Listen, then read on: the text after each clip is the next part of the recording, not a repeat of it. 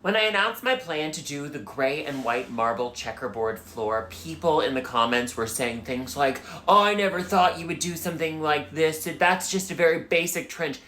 Welcome to my kitchen, my strange little onions. I am going to be recovering the floor because these 12 by 12 cream, sad beige, chipped, and cracked tiles are not bringing joy into my life. And I want my house to look like a little dollhouse. So even though I am renting in this rent-controlled apartment, I'm gonna be doing some updates. I have peel and stick tile that people so lovingly got off my wish list. Thank you. Without all of you, none of this would be possible.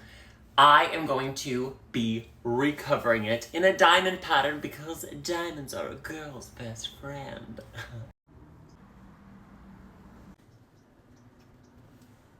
Before I lay down this gray and white marble look tile, I am going to clean the floor and put down some painter's tape so that if I ever leave this apartment, it will be able to be restored back to its sad state. The marble was not my first choice for this vintage kitchen remodel.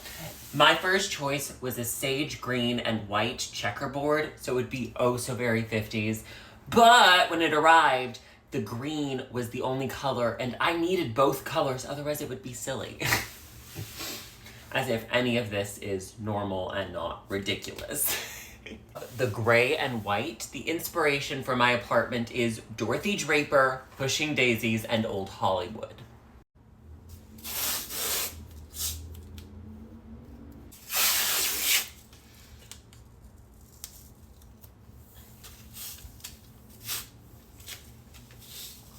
Okay, I'm impatient, so I'm gonna be working in sections. I have a semi-large section covered in the painter's tape, so now I'm going to get going with the tiles. I want them to be this direction, which is going to be harder, but I'm a masochist apparently. Okay, so the tiles have arrows on the back, so I'm gonna try and have them all going the same direction. Peel off, sticky back. Woo. I'm laying my first tile down here so I don't have to make a cut just yet because I'm lazy. Work smarter, not harder, and teeth are not tools. These are groutable tiles, but I won't be grouting them because I want them to have the look of vintage vinyl composite tile. I don't want them to look like marble. If they had peel and stick speckle vinyl composite tile, that is what I would have. Hope everyone's okay. Here's a quick before and after. Before, ew.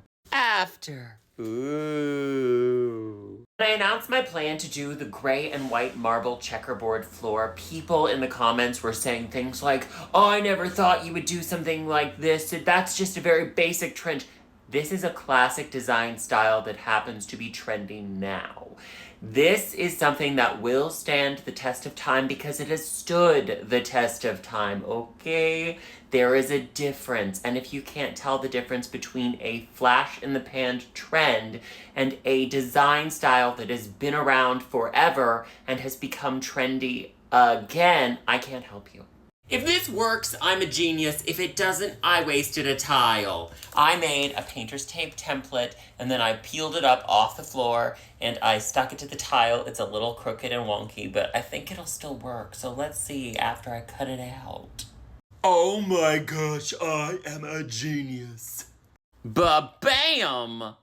7 hours later! Look at this floor. I cannot believe I ever thought I could live with the other floor.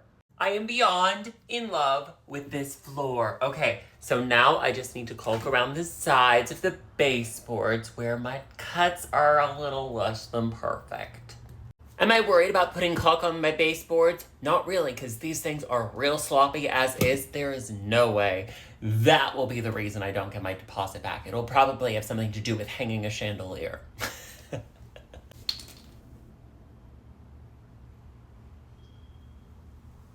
Look at how much better this looks. Bad cuts. Professional.